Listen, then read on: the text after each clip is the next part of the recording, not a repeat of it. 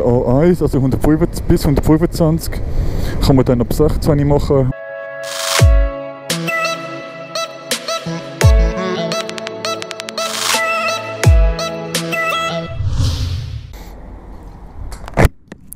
Genau, jetzt sind wir da beim TÜV waschen. Genau, also was ich jetzt ganz definitiv will machen, ich mache da ein bisschen so, was ich definitiv will machen,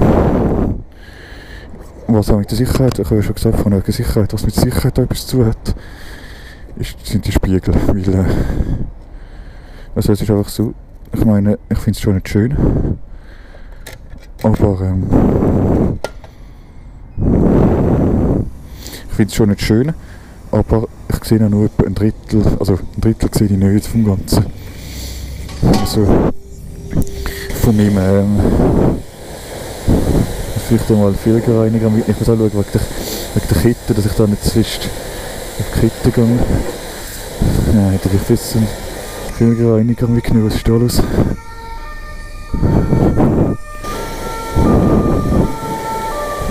Eben genau.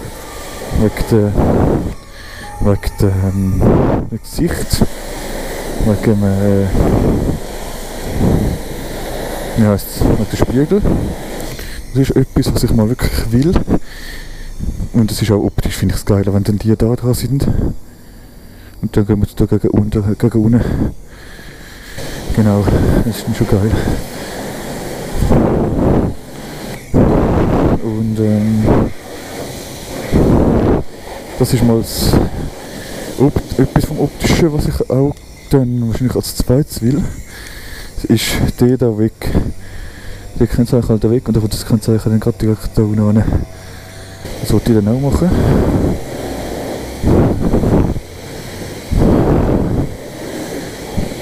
Dann wahrscheinlich Laufblinker vorne hin. Die sind so klobig. Ich muss schauen, ich will einfach schauen, dass alles legal ist, was ich mache, oder? Aber es sollte eigentlich schon funktionieren. Aufblinken vorne hin. Es wird sogar so kleine Blinker geben, die so ein bisschen sind wie ein Fingerbeere. Aber das ist mir zu heftig. Das ist mir zu klein. Also das ist ja teuer. Relativ teuer, aber es ist auch in Deutschland erlaubt, also wie es in der Schweiz aussieht. Aber ja.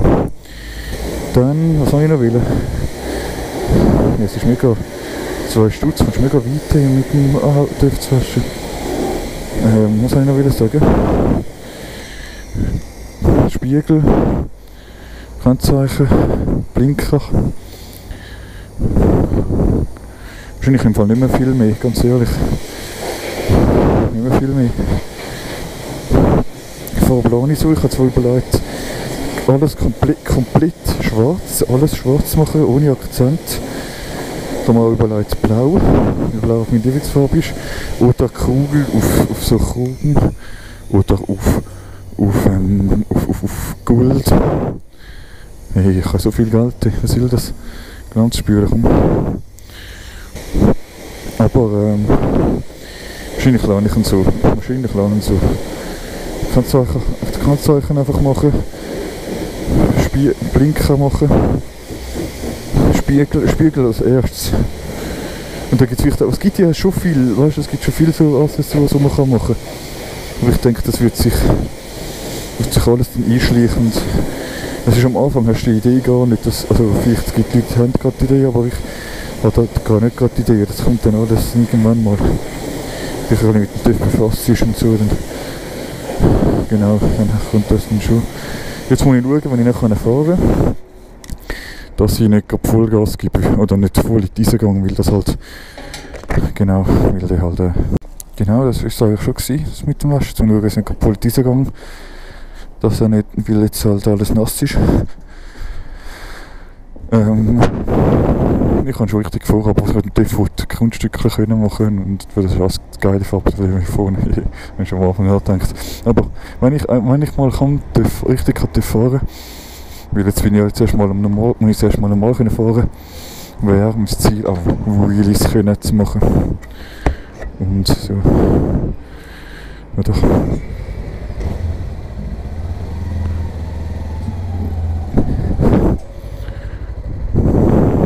muss jetzt erstmal normal fahren können.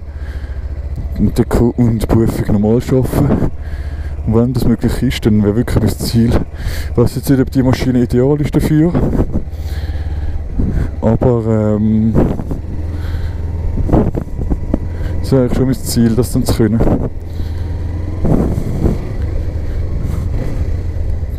Du könntest gerade einen Bus haben. Ja, genau, das wäre eigentlich mein Ziel. Auch mal Wheelies zu machen.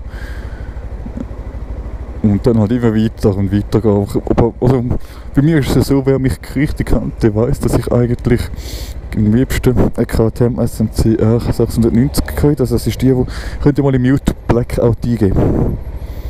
Der YouTuber, der hat so eine. Ich hätte es mega geil gefunden, die, aber die neue, also es ist jetzt eine neue rausgekommen, die kommt mir ab 12'000 Franken über. Und ich weiss halt nicht, wie viel das dann die alte nächsten paar Jahre dann wert hat, wenn dann die neue dann richtig beliebt ist und wahrscheinlich ich meine, dann wird vielleicht die alte günstiger. Aber ich würde eigentlich die neue dann schon haben. Und eben, das ist für mich relativ viel, gerade 13'000 Stutz. Aber das wäre schon mal so eine Idee in der Zukunft, dass ich dann so eine ja mal hätte. Das wäre schon richtig fett. Das ist schon geil. Mit der kannst du eben auch so Kunststückchen machen. Wenn jetzt die denken, ja scheiß drauf, Wheelies im Strassenverkehr.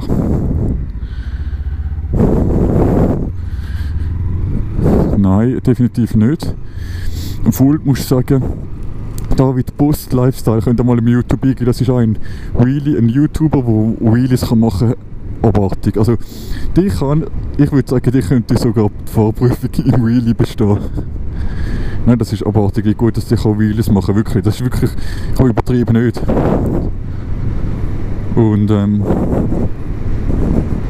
die kann es wirklich richtig gut. Die kann als Lichtsignal im Wheelie anfahren, volle Kontrolle, wirklich.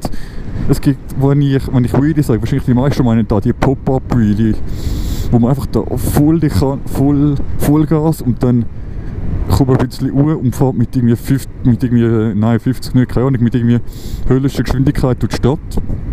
Das ist eigentlich das Bekannte, das was die meisten, wenn man Wheelie sagt, meinen die das, aber dass man auch Wheelies kann volle Kontrolle haben, so. Und sogar kann lenken mit Wheelies. Natürlich nicht so wie ich jetzt so wendig, so.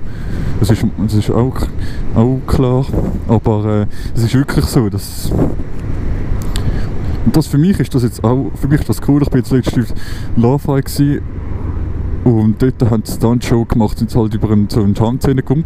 Es hat schon geil ausgesehen. Aber was ich dort vermisst habe, am Schluss haben sie auch Pop-Up-Wheelies gemacht.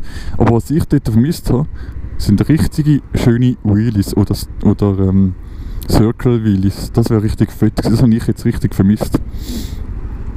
Weil es ist schon krass natürlich, so über so eine Schanze zu kumpen und dann irgendwie auf halb vom Töpf abzusteigen und wieder draufzusteigen. Das ist schon verrückt. Aber ich hätte jetzt viele richtige Wheelies gesehen. So. Aber mal schauen, eben für mich ist es einfach das Ziel. Für mich ist einfach das Ziel, jetzt so in der TÜV-Szene ein bisschen Vorwärts zu machen. Ich kann jetzt über den TÜV dann ein bisschen Sachen am TÜV machen, viel fahren, Prüfung schaffen, gut auf Prüfung zu üben. Es ist halt, dass ich nicht mit deren Prüfung komme, weil das ist eine für eigentlich A beschränkt. Die hat für A nicht zu wenig Ökobik, also für die bräuchte ich gar nicht A-Prüfung. Aber wenn ich Prüfung so mache, mache ich lieber gerade die grosse. Ich bin ja genug alt, von dem her ist es easy.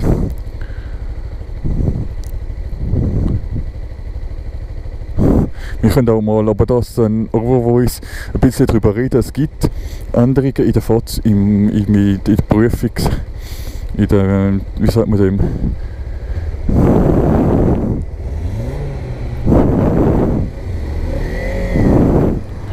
Es gibt Änderungen, und zwar zum A1 kann man dann mit 16 machen, also alles ab 2020, glaube ich. A1, also 125 bis 125 kann man dann ab 16 machen und Töffli fahren dürfen wir dann glaube ich schon ab 13, irgendwie so Sachen. Aber das müssen alles Overvoice sein.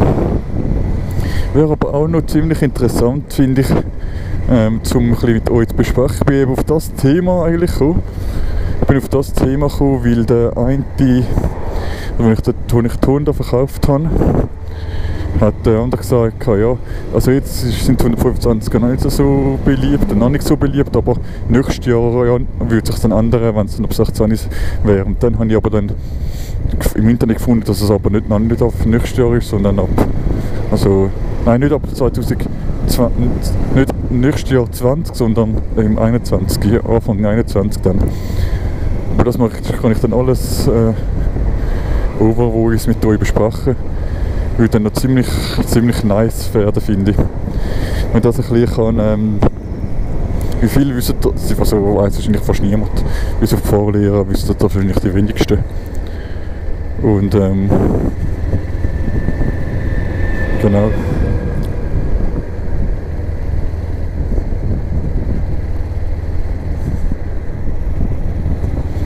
Was mich auch mal noch interessieren würde, ich habe mega das Theater gehabt und zwar, dass man ein Auto oder dass man einfach Fahrzeuge kann so ablösen, ungültig stempeln im Straßenverkehrsamt. Ein Auto und Ausweis könnte jetzt einbrechen ins Auto, das Auto Ausweis nehmen und könnte das ungültig stempeln und sogar schon überschreiben. Beziehungsweise überschreiben, ja mal schon überschreiben, wenn man dann obwohl, ich weiss nicht, ob du müsstest zuerst das Auto klauen, ungültig stempeln und erst dann kannst du bei deiner Versicherung anmelden, weil sonst wird die Versicherung das vielleicht anmelden und sieht, das Auto ist schon angemeldet, vielleicht, weiß nicht. Aber auf jeden Fall habe ich bis jetzt nie müssen, also ich habe auch gefragt im Straßenverkehrsamt, kann jeder einfach das Auto abmelden, vielleicht hat er meine Frage nicht richtig verstanden. Aber mich würde das nochmal wundern, dass man wirklich probieren mit dem Kollegen zusammen oder mit der Mutter oder wie auch immer, oder mit dem Arbeitskollegen ins Straßenverkehrsamt gehen. Ich nehme seinen Ausweis, sein Ding und sage da, ich will einen ungültigen Stempel, mal schauen, was passiert. Weil bis jetzt war es einfach so gewesen, dass ich eigentlich immer meine eigenen Auto ungültig gestempelt habe. Ich weiß nicht, ob dann ein Foto hinterlegt ist, dass die wissen, oh, okay, das ist ja der Typ, der darf das machen. Aber einmal, ich habe ja meinen TÜV-Verkäufer gegeben, mit dem Ausweis und der Nummer. Und der hat dann einfach ungültig stempeln ohne, ja, obwohl er dann meinen Vertrag gehabt, ich weiß nicht, ob das dann gültig ist. Ob der dann mit dem das können. Aber das würde mich eben auch noch interessieren. Wie ist das mit dem ungültigen Stempeln? Kann man das wirklich so einfach machen? Weil darum habe ich eben auch immer den Ausweis nicht in der Sonnenblende oder im Handschuhfach, wie es viele haben, sondern im Portemonnaie. Genau wegen so etwas. Weil das ist einfach krass. Ich finde das einfach krass. Das ist schon verrückt, oder? Wenn das wirklich so ist. Und das ist eben in Deutschland angeblich nicht so. Auch dass man einfach als L von TÜV fahren und umfahren, das ist in Deutschland gibt es das auch nicht. Wie der TÜV, das L. Du kannst nur erst allein fahren, wenn du die Prüfung bestanden hast.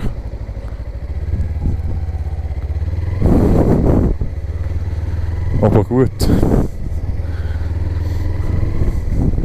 Ich denke mal, das wäre es für das heutige Video. Ich finde auch die Länge ist eigentlich gut. Es sind glaube fast eine Viertelstunde. Und dann würde ich sagen, wäre es das gewesen. Bis zum nächsten Mal. Ciao miteinander. Euer Obscuro 94.